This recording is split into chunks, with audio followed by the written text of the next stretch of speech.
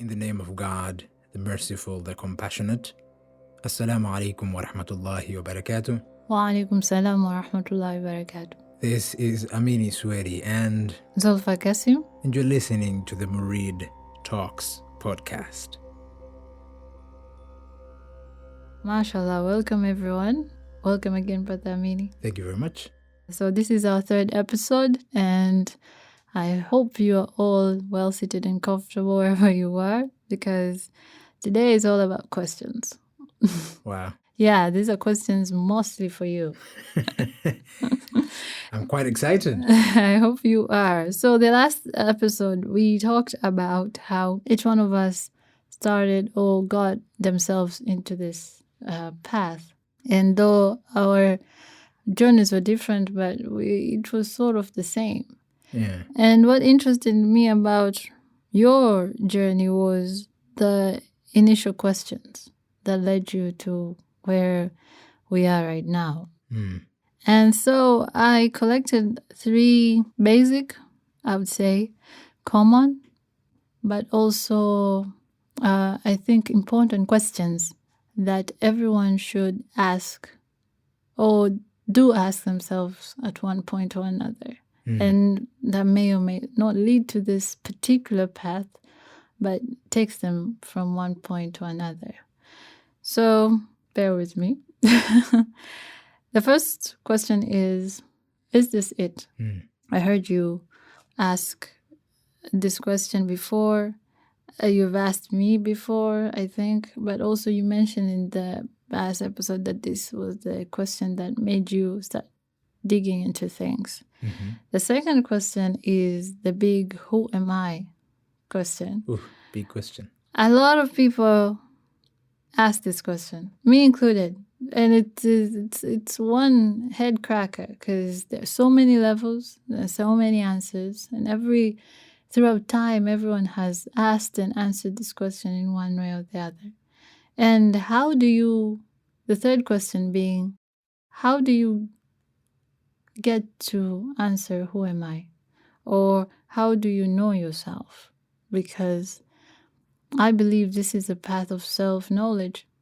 So how do you get to know yourself? So starting with the first question, let me give you the floor. I don't want to talk too much. Yeah, so those are, as you say, the basic questions, but you've also put them in a very beautiful way. And I would say that these questions aren't different questions. Okay.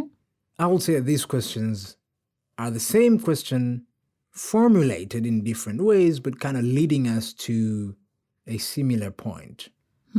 As we talked about in our last episode, being born into a Muslim family, I was taught certain basic things.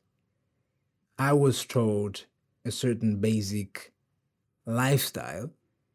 I was taught about a certain thread of life, as I would say. A dogma. Certain dogma. And the dogma goes that, one, you have the pillars of Islam, of the creed of Islam, which are the proclamation of the unity of God, what we call the Shahada in Islam, praying 5 times a day, giving out your charity, fasting the month of Ramadan, and going to the pilgrimage in Mecca. So these are the pillars of the creed of Islam, and we live with them throughout our years. We pray 5 times, we fast, we give out charity, and hopefully we'd go to the pilgrimage in Mecca, God willing. And then we're taught about the pillars of faith, believing God and the angels and the prophets and the books, and the last day and predestination. And again, this is a form of a dogma because you're taught doctrinally who God is, who the angels are, the history of the prophets, the books, predestination, and the last day. And then you're told that the ultimate reason for all this is to be a good person.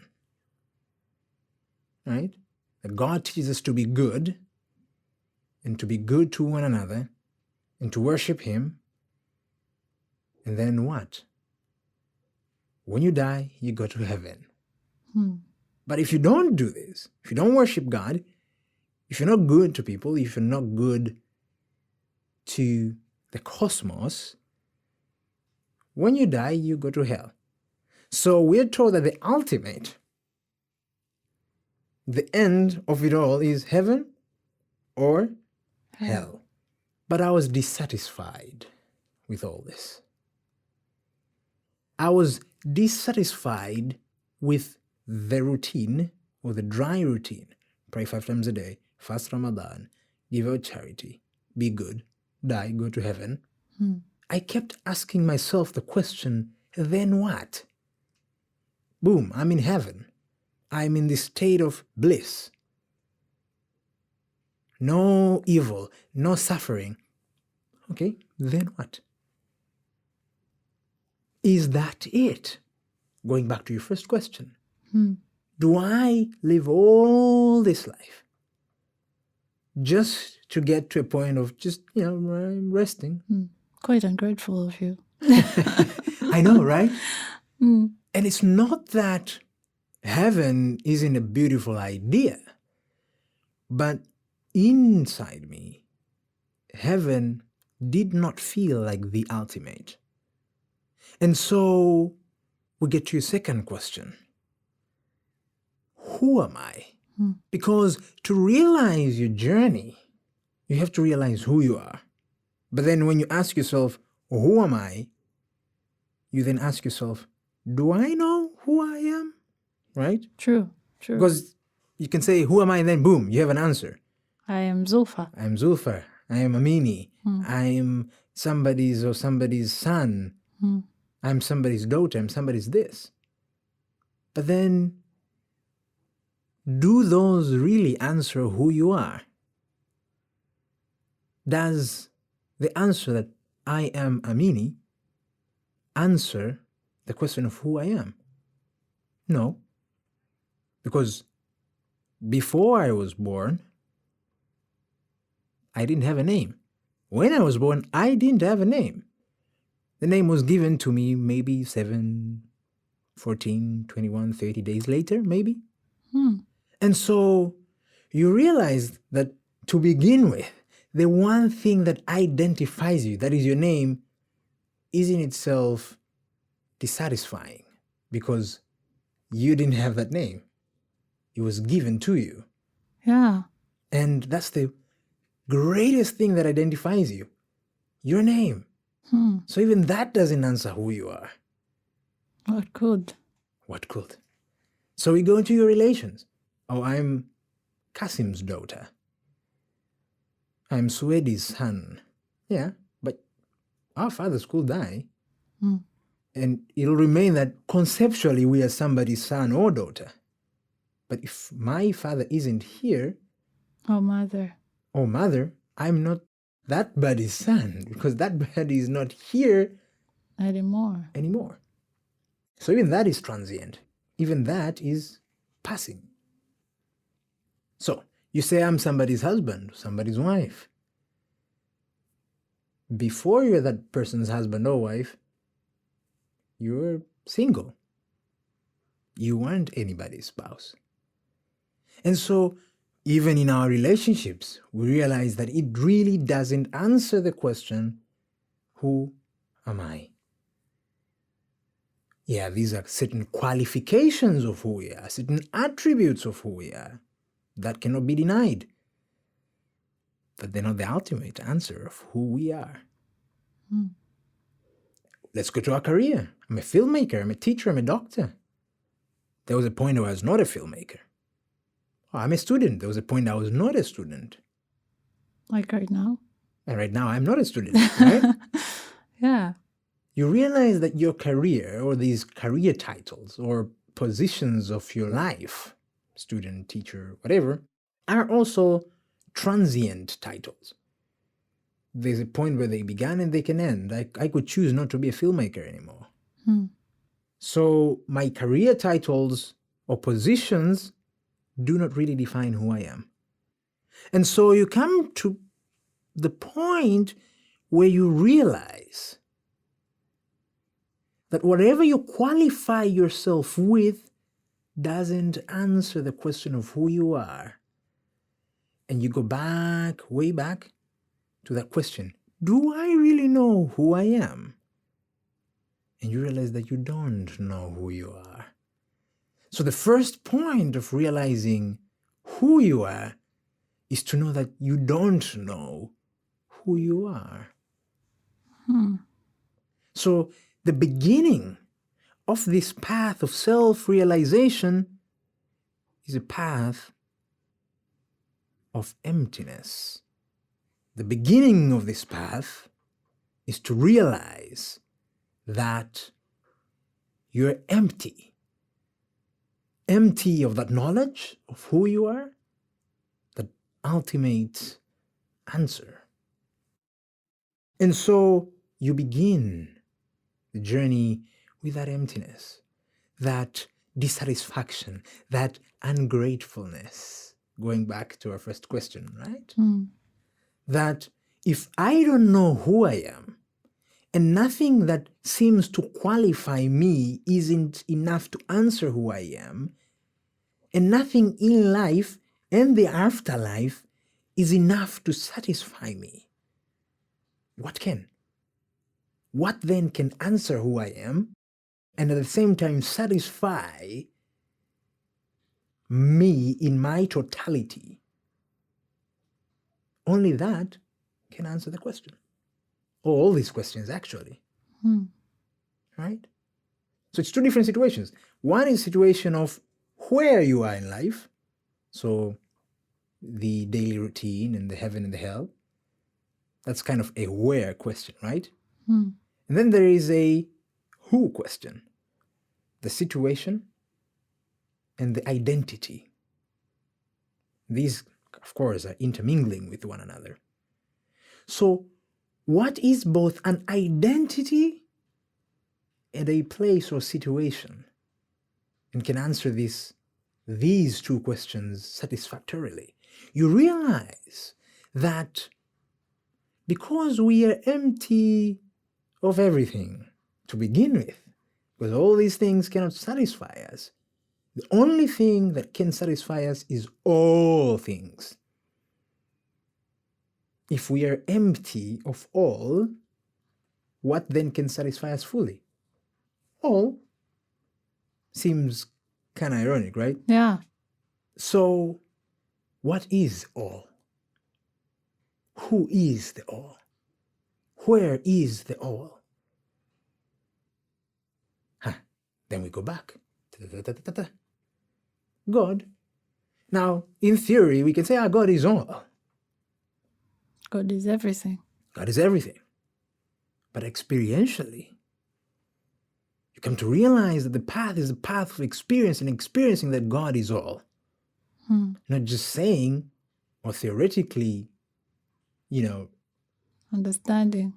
Understanding that God is all, but experiencing, tasting that God is all. Now, the reason we empty ourselves of everything, of every situation, of every station, of every identity, is because no singular or specific identity or identities, situation or situations, can satisfy us. We were created with a disposition to require and need the ultimate. Not certain qualifications of the ultimate, not certain attributes of the ultimate, but the ultimate itself. So, in reality, you come to realize that the one thing, the one being, the one truth that can quench your thirst, that can answer your question and solve your identity crisis and give you ultimate satisfaction is the absolute that is God. I don't know if I'm making sense. You but are. yeah, back to you. Okay, where do I start? So, as you say, it begins with dissatisfaction. Yeah. And now that I remember, there's a verse or Or is it a tradition that says man is forever ungrateful? That's a verse actually. It's a verse, yeah? And yes, you could translate it as something negative, but also it is important. It's the ungratefulness that materialistically brings the best out of things, Yeah. Our world is one of ungratefulness. And that's why we have all this development in a way. But ironically, also, it is the ungratefulness that led you to the truest understanding, of who you are. Wow. Because that dissatisfaction, and to begin with, how I understand, it is not something external. Of course. It is not having something. It is not about wanting more. No. It is about, okay, when I reach there, then what next? Yeah. What? Yeah. It's almost like something drawing you into something deeper, And a lot of us, I think, are in that state. And you have to be in that state if you want to know more. And then you come and explain of who I am. My teacher usually tells me this is a path of knowledge. And I would ask myself, okay, what does that particularly mean, Okay, self-knowledge. But who am I? Then it's true when you say, I really don't know. Yeah. We really, really don't know. Exactly. Who I am is not the state that you are. It's not you being a baby. It's not you being someone's daughter, as you say, or son, or someone's boss, or employee. It's not your trials. It's not your blessings. All these are transient because at the end there's a what next. And that empties you, as you say. It has to empty you. Not that you're just ungrateful, but there is more.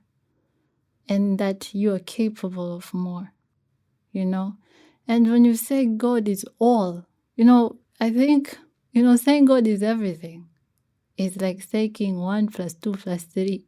In a way, in my own sense, I can contemplate that. By saying God is all. And that your emptiness is what fills that all. It almost feels like I'm carrying God within me. You know? Yeah. And they say there's a verse, or I think a tradition, again, I'm not sure about this, that it is the heart of the believer that can contain God. Exactly. And here I am thinking this ungrateful thing, that dissatisfaction that emptied you is the one that can feel God. So in a way, whoever is out there listening, going through this dissatisfaction, it is not because you're a bad person, It is not because you are not conscious of your blessings. Sometimes it is because internally there's a ring, something that draws you to want more, the all. And I think it was a beautiful way for you to start. So I don't think you are such a child that thinks a lot, or that somehow you read enough books to get you there. I think it's grace. Grace brought you here. Exactly. And oftentimes we think that we are the ones who think of these questions as if we are pioneers. Yeah. Yeah, we have a tendency of doing that. Yeah, as if we own or have a certain Control and excellence. But come to realize that it's these questions that seek you. And there's this quote from Rumi that whatever you're seeking is seeking you as well. The only thing we can offer is emptiness. That's the only thing we can offer. to the all. To the all. Because the all cannot compete with this or that. If you think this or that satisfies you, then that's not the place for the all, because you've qualified yourself. The all needs emptiness. And to catalyze that emptiness in you, the all sends his grace, his questions. Is this enough? Is heaven enough for you? Are the career titles enough for you? Are your relationship statuses enough for you?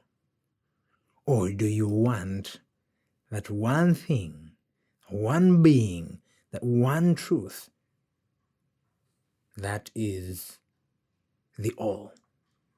And I'd like to conclude this with a very beautiful verse of the Quran that says,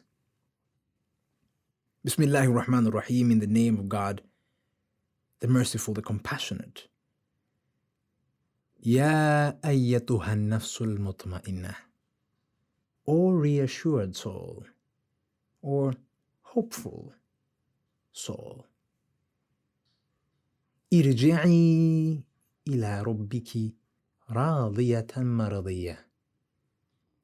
Return to your Lord, well pleased and pleasing to him. Fadkhuli fi ibadi, and enter among my righteous servants. Wadkhuli jannati, and enter my paradise. So God says, O hopeful soul, O who has the hope in the all, O who is empty of everything, only expecting the all, come back. Go back to your source, that is God, the beginning and the end, the Alpha and the Omega, pleased with him. Let the all be enough. Because it is enough. Because it is ultimate and satisfying. In that all is satisfied with you. The all is satisfied with the empty that contains the all, and the all is satisfied with the all. Enter among my righteous servants. Be amongst those who tread the path of emptiness, the path of the faqir, the path of the poor. وَادْخُلِي جَنَّتِي, and enter into my paradise. He doesn't say enter paradise. He says my paradise. Enter into a state that is mine and mine alone. The state of allness, the state of fullness, the state of ultimate beauty and bliss. So God says, if you're hopeful, if you're seeking, if you're needy, If you're empty, he releases himself, opens himself to you, and by opening himself to you, you're fully satisfied. And so the beginning is the end the beginning, and all is God, and God is all. And that is the path of self-realization. That is the path of self-knowledge. It's not this or that. It's not a specific qualification. It is no qualification at all to be qualified by all. MashaAllah. Thank you.